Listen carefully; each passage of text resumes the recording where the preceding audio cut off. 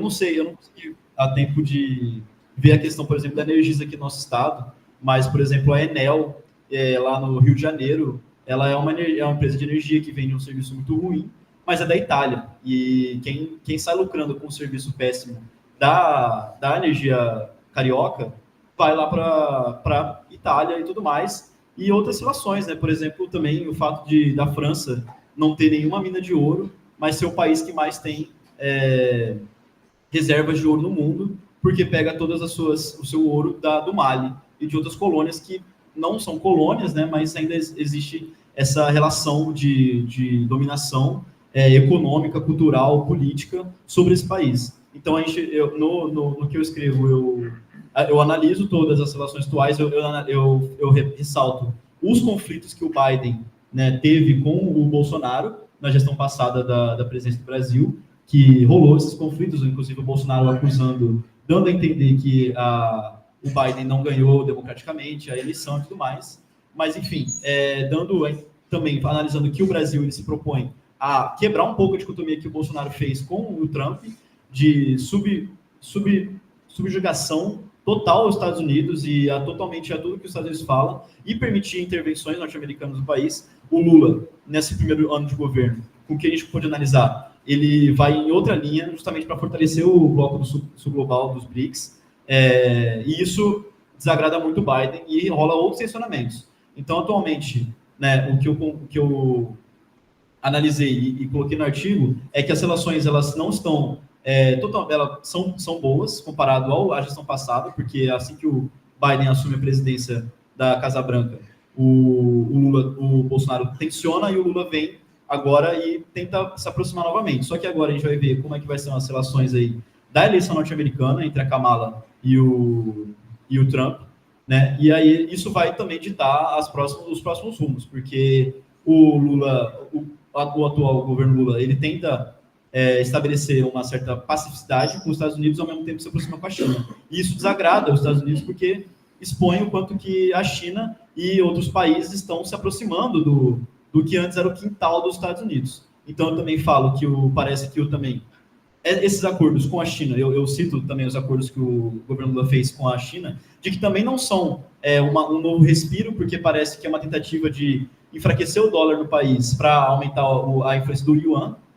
Não é um acordo, por exemplo, que a China tem com outros países, de desenvolvimentismo e tal. Ainda assim é um acordo de vender commodities e de permanecer o Brasil nessa situação de grande exportador de produtos agrícolas e tudo mais. Por mais que ter a China como aliado comercial é muito mais vantajoso numa perspectiva assim, de anticolonialismo mesmo, de uma perspectiva de acabar com a hegemonia norte-americana e parar de fortalecer essa máquina de guerra norte-americana. Então, é isso. Eu faço também uma breve retrospecto da gestão Biden, das guerras que o Biden começou, das guerras que o Biden continuou e das guerras que ele supostamente terminou, né? Seja lá no Afeganistão, seja na Palestina, seja na Ucrânia e tal, e como que o Biden ele não é melhor do que o Trump na sua política externa, de que todo presidente norte-americano continua com a política de guerra norte-americana e fortalecendo essa máquina de guerra, que é assim que eles se fortalecem, é assim que eles mantêm a sua posição hegemônica global, né? O Brasil os Estados Unidos ainda é o segundo maior país, os Estados Unidos ainda é o segundo maior parceiro comercial do Brasil, quer ser o primeiro, vai brigar para ser o primeiro, e então, assim, dependendo do resultado ali na Casa Branca, a gente vai ver uma relação diferente do que está, ou manter a mesma. Vai tudo depender agora das eleições nos Estados Unidos. E é isso.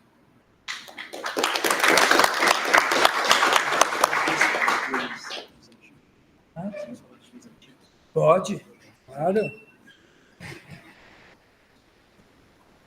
Boa noite a todos. Antes de tudo, gostaria de agradecer a oportunidade do Fred, né? Também ao professor Samuel por ter dado a nós essa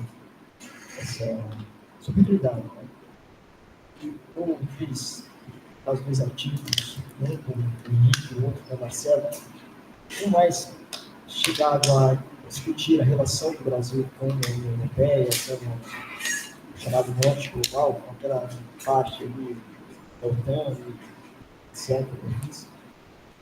E outro artigo foi mais voltado à política da América do Sul, né, os nossos vizinhos, as questões referentes à Venezuela, referentes também à Argentina, né, etc. Por partes, né, a priori, né, no artigo 1º, que a gente escreve no livro a respeito dessa relação do Brasil com a União Europeia, mudei bastante a respeito dos acordos econômicos firmados com o Brasil e também com a França, especificamente. Todos deram muitas polêmicas nesse primeiro ano do Lula, em relação às políticas ambientais ali, e também questões ali da imagem do Brasil, que pega muitos detalhes. Né? Então, quando a gente escreve sobre, é inevitável falar a respeito dos detalhes. Também a respeito da questão da propaganda, que usa muito para atacar o governo, também, que às vezes não refere à realidade, porque no histórico do Brasil nos últimos anos, até seria injusto falar, não, o governo Lula faz essa coisa, fez uma diferenciação, isso também aponta lá do artigo. Então, política de Estado que o Brasil agora há muito tempo, deve firmar determinados acordos que depois revemos e questionamos por motivos ideológicos, se realmente beneficiam o Brasil, mas inevitavelmente a gente passa por essa questão de analisar também a impressão deixada pela política, pelos acordos.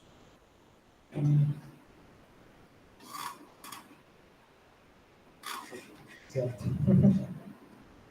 Enquanto o segundo foi bastante curioso escrever a relação do Brasil mesmo com os nossos vizinhos.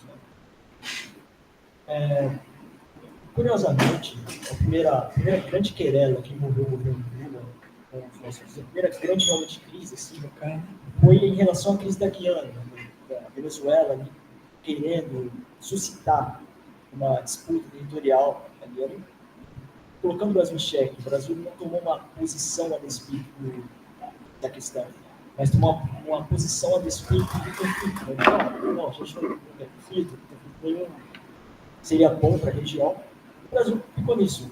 Acabou sendo cobrado muito do Brasil um posicionamento mais firme e deixou uma certa impressão do que viria a ser o resto da relação do Brasil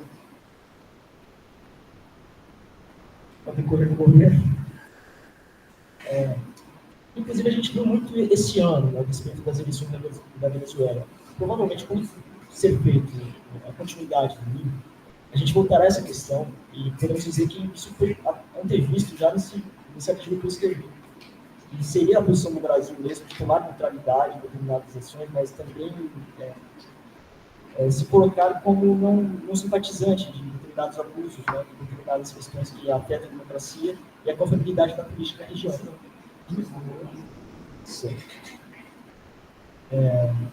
Também foi abordado um artigo sobre a eleição da Argentina, sobre as bravatagens do então presidente eleito Javier Milei e as questões que botariam medo nessa relação do Brasil, mas que até o momento não nos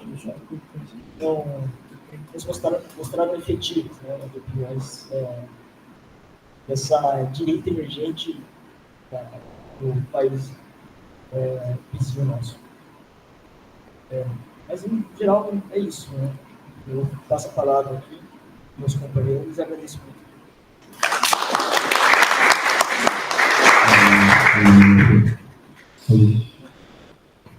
Alô. Destacar a presença aqui da professora Maria Lima, professora da Faculdade de Educação, professor Lorival, também, da Faculdade de Educação. Muito obrigado pela presença, é uma enorme satisfação. Né? Temos a estudante aqui também, a Sam. Seja bem-vindo, é uma satisfação. Lucas aqui, chegou aqui também. E maravilha. Então, vamos na sequência aqui, o próximo, que dá chamada Marcelo Florindo Filho, Marcelo José Florindo Filho. Tá? Marcelo José escreveu, em parceria com Rafael Borges, Perspectivas e Desafios, a relação Brasil-Mercosul, no primeiro ano do terceiro mandato do presidente Luiz Inácio Lula da Silva. O livro é basicamente isso, 2013, 2023, nós teremos um 2024, 2025 e 2026. Teremos 4 volumes aí do livro, cobrindo toda a política exterior do terceiro governo Lula. Marcelo, a palavra é sua. Obrigada, professor. Obrigada aos colegas. Acho que foram quase 12 meses de trabalho conjunto, né? E o meu artigo eu escrevi com o Rafael Borges. Também eu queria agradecer ao GEP e também destacar a importância do GEP, principalmente pela história ser um curso noturno, nessa retomada da produção acadêmica e também nessas questões de engajamento dos alunos. Muito obrigada. O meu artigo, eu falo sobre a retomada do Mercosul no ano de 2023 pelo governo Lula, né? Mas antes de falar sobre o governo Lula, a gente faz uma análise sobre o Bolsonaro, de que como o Bolsonaro ele descartou o Mercosul em relação ao o comércio bilateral, né? Principalmente alinhado ao Trump. E quando o Trump perdeu as eleições de 2020, o Brasil ficou totalmente isolado aqui no Cone Sul. E a primeira parte que o governo Lula faz, né, é o Consenso de Brasília, um dos primeiros atos dele quando ele se elege, convocar o Consenso de Brasília nessa retomada dessa integração da América Latina. Depois ele entra novamente na CELAC, que é a União dos Países do Caribe, que o Bolsonaro também tinha saído, retoma na Unasul, que é as nações dos países sul-americanos, e dentro desse período, né, o Lula ele assume a presidência rotativa do Mercosul, ele recebe o Nicolás Maduro, que tinha perdido seus direitos de entrar aqui no Brasil também pelo Bolsonaro. E ele é muito criticado, também é um desgaste bastante pelo recebimento do Nicolás Maduro, né? Principalmente pelo presidente do Chile e também do Paraguai. E a gente também destaca que um dos principais pontos que marcou essa reintegração, tanto do Mercosul quanto da América Latina, é o PAC de reintegração, que faz muitas obras nas fronteiras, eu acho que mais de 124 obras, para reintegrar a América Latina com o Brasil, principalmente nas fronteiras. E aqui no Mato Grosso do Sul, que é a rota bioceânica, né, por Porto Murtinho, é um destaque que a gente também fala no livro. E a gente também destaca, como tinha acontecido em 2022, né, que o Mercosul, com a participação do Javier Milei, o Lula ele tenta adicionar a Argentina no BRICS, né, mas o Javier Milei também vai nessa de se desvincular do BRICS e também enfraquecer um pouco do Mercosul. Mas eu acho que, em questões gerais, o Lula fez um grande trabalho nessa retomada da América Latina, da América do Sul, como um bloco econômico. É isso.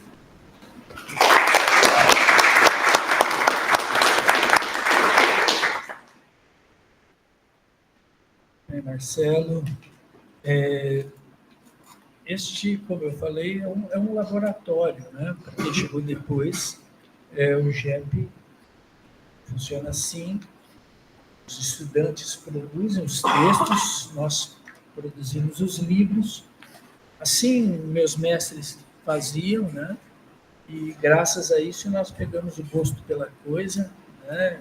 Produzir academicamente, estar aqui nesse espaço também, né? Para muitos é uma primeira, uma segunda oportunidade para começar a praticar, a fazer, né? Bom, então vamos lá, o próximo, Matheus Queiroz Freire, Relações Internacionais entre Brasil e Israel no governo Lula III. Boa noite, obrigado pela presença de todos. Né? Primeiramente, queria agradecer ao professor por ter proporcionado a gente ter essa oportunidade de publicar os nossos textos. E eu vou começar falando sobre o que o meu capítulo trata, né? Muito se fala sobre as diferenças entre a política externa do governo Lula e do governo Bolsonaro, né? Mas eu decidi focar um pouco também nas semelhanças que o governo Lula tem na política externa, principalmente no trato com Israel, com o governo Bolsonaro. Eu tratei no texto sobre a forma que o Lula vem se portando, né? Desde, não só nesse governo, mas desde do primeiro governo dele, né? Muitos não sabem, mas o Lula, na verdade, ele foi o primeiro presidente brasileiro a visitar Israel, né? Se não me engano, no ano de 2010, no seu segundo governo, ele foi o primeiro presidente brasileiro a reconhecer e visitar Israel. E desde então ele vem tentando tratar de forma semelhante, né, o órgão sionista, né, que vem ocupando a Palestina, e o governo, né, da autoridade palestina, tanto da Cisjordânia como o governo da faixa de Gaza, né, que desde a eleição de 2006 eles elegeram um partido político, né, o Hamas. Então eu trato sobre essa questão da forma que o governo Lula tem, né, de muitas vezes fazer atos simbólicos, né, como, por exemplo, o plantio da oliveira que foi feito na Embaixada Palestina, né, como uma forma simbólica de mostrar apoio à causa palestina. Né.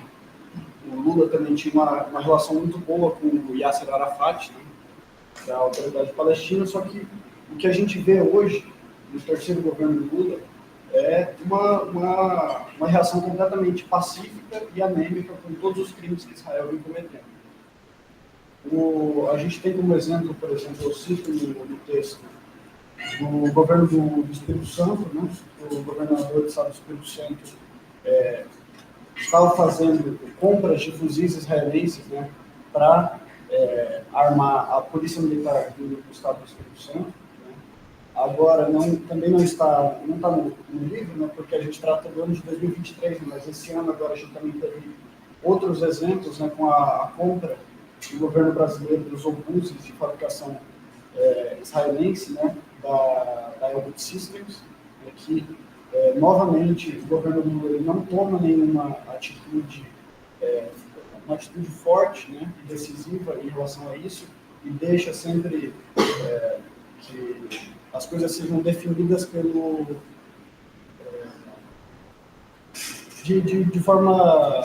de forma vaga, né? Então, eu tentei tratar um pouco sobre essa questão, né, e que muitas vezes é uma parte que é esquecida. A gente fala sobre a diferença, né?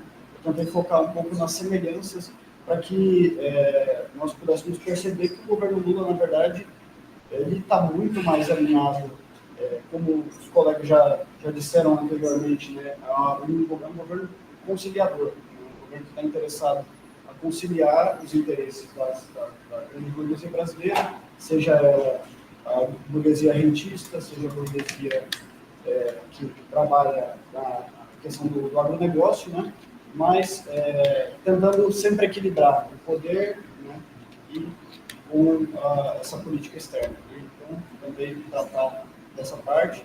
E também ressaltei a parte que eu considero talvez a mais importante do texto, né, é o momento que eu trato sobre a falta de ação do governo, né, quando, por exemplo, em críticas ao governo, né, teve um caso que, por causa da fala do presidente, né, alguns deputados propuseram um impeachment contra ele, né, quando o presidente comparou o genocídio palestino com o Holocausto. Né. Foi muito criticado por causa disso, né, mas ele trata dessa forma, né, mas ele não faz nada quando se deturpa as palavras para tratar em relação dessa questão. Então, por exemplo, o Hamas, né, não só o Hamas, como todos os outros partidos políticos que fazem parte do governo palestino, né, a FPLP, a OLP, o Fatah, né, eles são tratados aqui no Brasil pela grande mídia, né, como grupos terroristas, né? E a gente precisa entender que isso não... A gente está tratando de um outro país, né, uma outra nação. Né? E esses são partidos políticos, nós concordemos ou não com eles, né? Eles fazem parte da política regional, eles fazem parte da história da autodeterminação desse povo, e a gente precisa tratar eles como tal. Da mesma forma que na cartilha da ONU é garantida a autodefesa dos povos, né? O uso de armas, o uso desse tipo de defesa contra entidades coloniais, né? É o que a gente vem acompanhando, mas eu trato também sobre essa questão, que é a falta do governo no momento de dizer, não, isso, pelo governo brasileiro, esses grupos são partidos políticos e eles vão ser tratados como tais e vão ser respeitados como tais. Porque muitas vezes, por medo de ser taxado como colaboracionista, como um grupo terrorista, que seja, né, é que acontece essa inação do governo. Né? Mas, basicamente, é isso.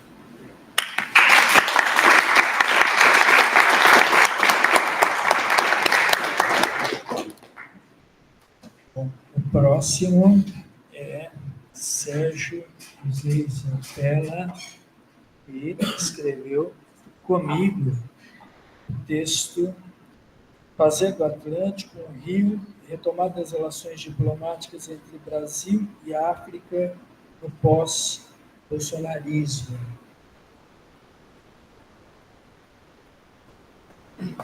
Opa, boa noite, pessoal. Agradecer ao professor Samuel, a todos os membros do GEP aí, pela oportunidade aí.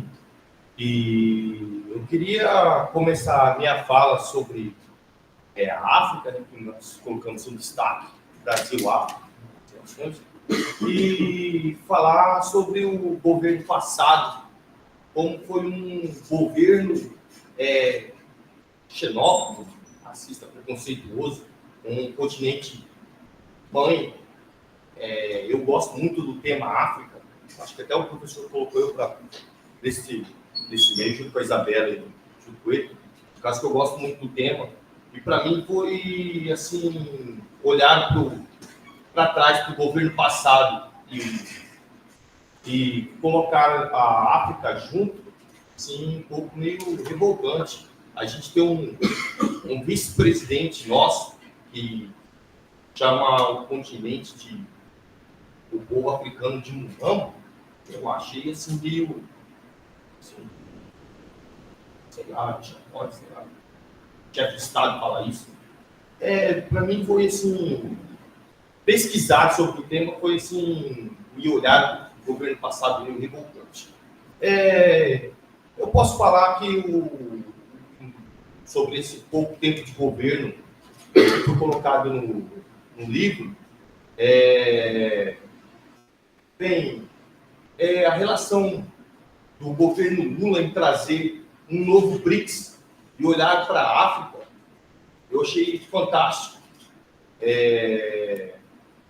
E parar para analisar a riqueza do continente africano, um continente rico em minerais, explorado, assim como foi colocado pelo nosso amigo Henrique, principalmente por alguns dos países que eram colônia francesa, porque são países que são escravizados economicamente até os dias de hoje. E traz uma certa revolta quando eu fico revoltado com o governo passado e eu acho assim que foi muito legal pesquisar e um pouco meio decepcionante o olhar para o governo passado e entender que é um continente rico, mas pouco, como que eu posso dizer, pouco, eu estou meio perdido aqui, professor, mas decepcionante. É isso que eu tenho para falar, não tem muito para falar não, professor, eu quero que o senhor termine aí cada essa parte toda. Beleza? Obrigado, desculpa aí.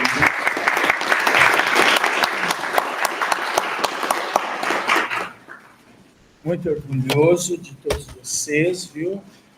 E com os alunos, estudantes do GEP, que estão aqui, que encararam isso.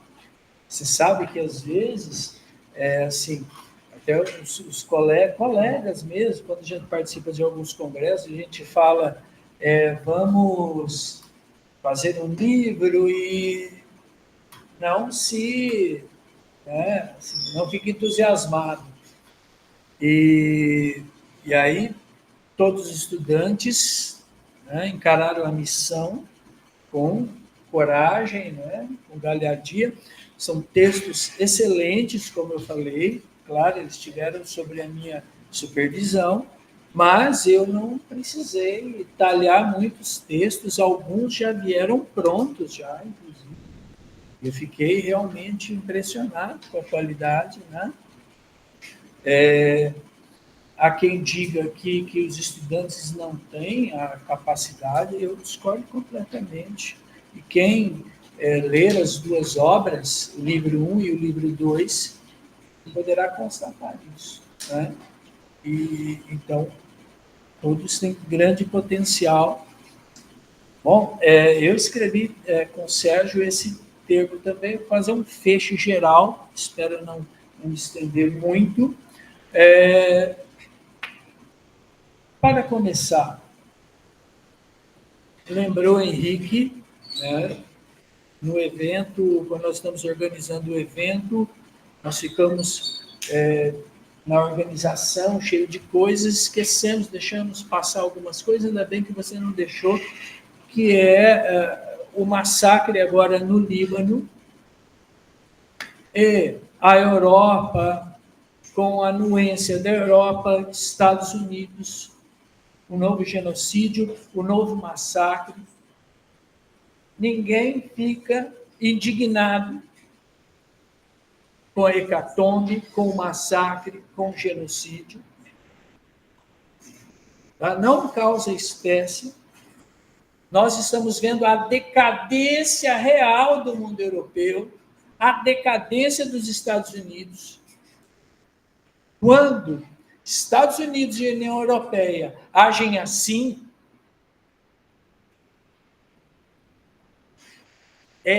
isto é um sinal de falta de decência moral. É a decadência mesmo, é a podridão do velho mundo, é a podridão dos Estados Unidos e uma eleição que tanto faz. Tanto faz. Tantas bombas em Gaza, agora bombas no Líbano. E eu vou começar por aí. O governo Lula, que teve uma conduta exemplar ao tirar os brasileiros de Gaza, agora, recentemente, houve uma resposta, nota do Itamaraty aos libaneses brasileiros. Vocês devem sair do Líbano por recursos próprios, por meios próprios, ou seja, por sua conta e risco. Me parece que o governo Lula, neste agora segundo ano, não sei o que está acontecendo, eu não sei o que está acontecendo, mas começa, eu espero que não, a capitular aos interesses do mercado. Nós tivemos agora o aumento de 0,25 da taxa de juros, unânime, de forma unânime. Nós temos agora uma eleição decisiva em São Paulo. Lula preferiu viajar para o México e deixar a candidatura da esquerda, haver navios. Já disse para se calar em relação aos 60 anos da ditadura, e nós estivemos aqui fazendo um evento que lotou de gente, e nós fizemos com coragem. Então, é lamentável a posição de um governo de esquerda, um governo que eu voto desde 1989. Voto no Partido dos Trabalhadores em todos os mandatos, seja deputado estadual, federal, senador, desde 1989. Então, é uma vergonha, é uma vergonha. Fica o registro aqui. O governo Lula teve coragem de recriminar, de dizer que Israel estava cometendo um genocídio em Gaza. Tudo bem.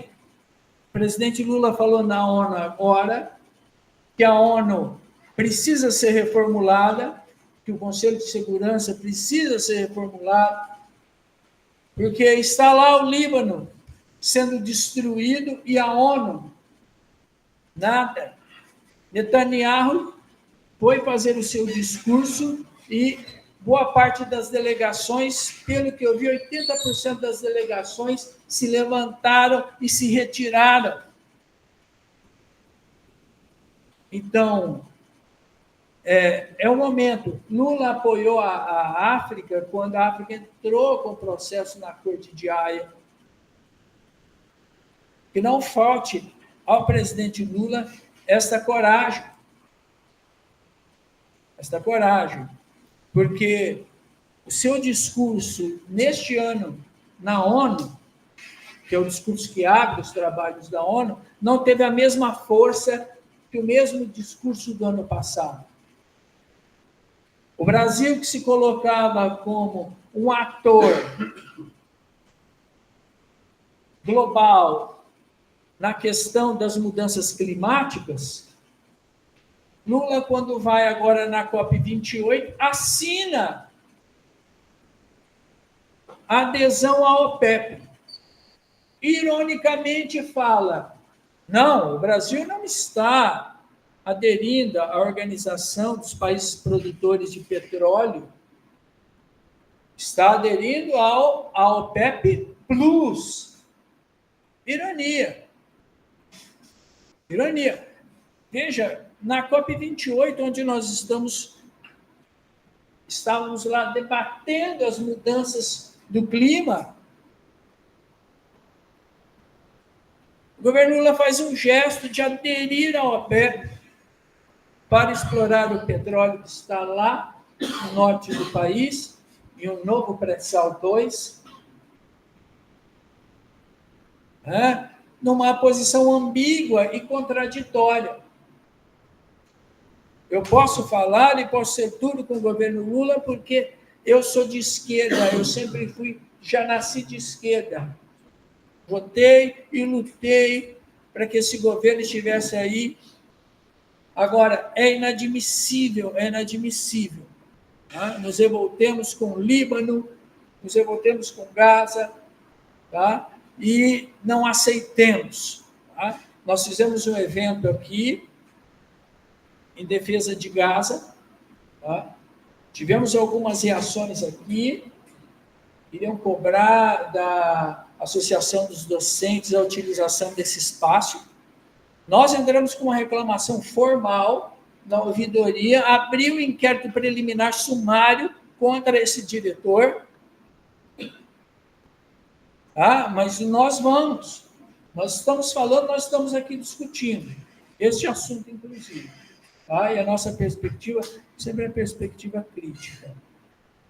Agradeço a todos. Vamos fazer uma foto e abrir para as perguntas.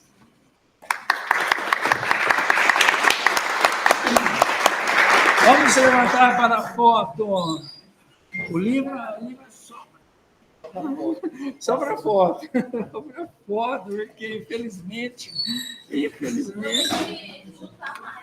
Vamos juntar. Vamos juntar.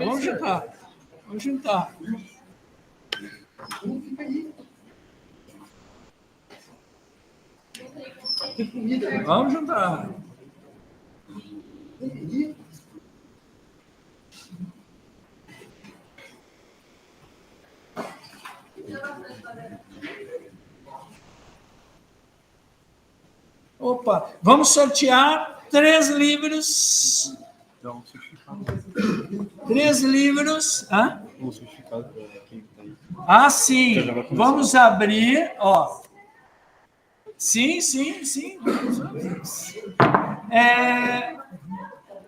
Na saída, nós já teremos aberta a inscrição, QR Code, né? E aí, como nós vamos fazer para o sorteio de 3 exemplares, né? Tenho lá que aquele é meu, vai ficar. Quem se dispuser, temos 4 para venda. Temos 4 para venda, quarentão. 4 para venda. Tem um lá que é meu. E 3 para o sorteio. É justo, não é? Hã? Vai ter. Bom, então, como nós vamos fazer? Cada um, então, vamos... Cadê o Gabriel? O Gabriel não está aqui. Saiu, né? Então, vocês escrevam o nome de vocês num papelzinho. E aí eu vou pegar. Aí o Gabriel vai pegar. Eu vou lá e já vou. Mas também, podemos? Hã? Mas também? Também. Os membros do GEP também.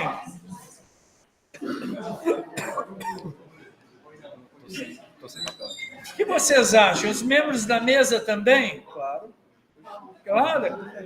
Também? Então tá bom. Aqui.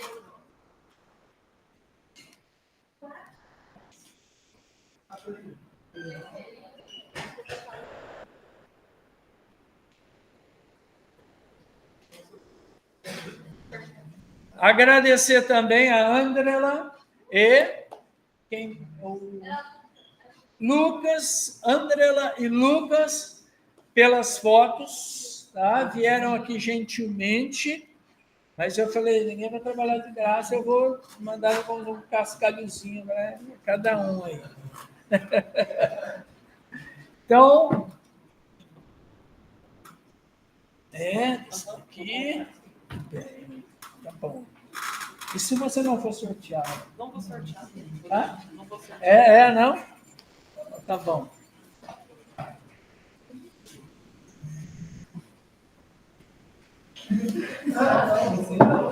Aí sobraram 4 exemplares, mas quem quiser,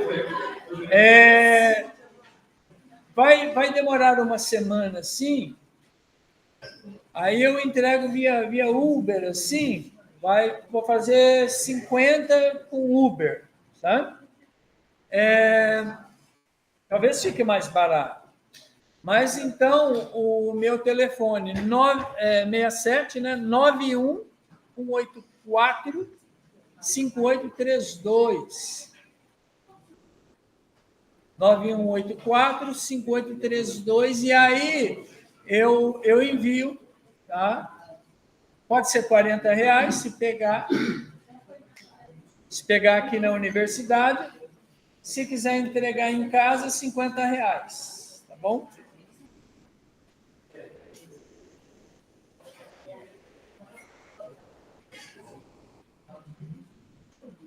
Não vale colocar 2, 3 nomes, hein? É um só, Gabriel. Olha lá.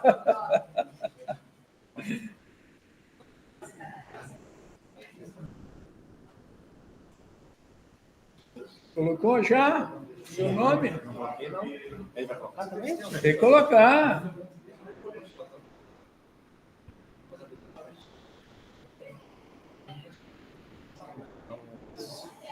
Separar os temas já?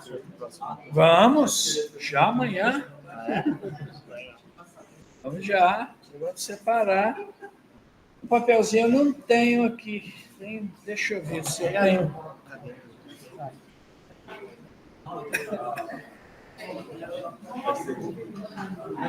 Aí, ó. Então, esse daqui é seu.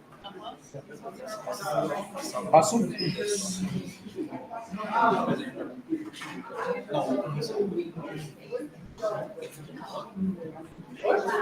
Ah, e também ao terminar, tem um salgadinho refrigerante. Tá? É. Ah, não, CPF 202 811. Samuel, eu tô saindo, viu? Um abraço para vocês, camarada. Tudo de bom.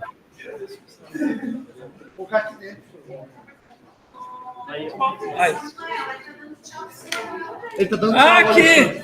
Um abraço, Alexandre! Tudo de bom, meu querido? Obrigado! Obrigado a vocês aí, um abraço. Valeu! Eu ouvi uma voz, falei, onde que é? Vocês colocaram o nome de vocês? Foi o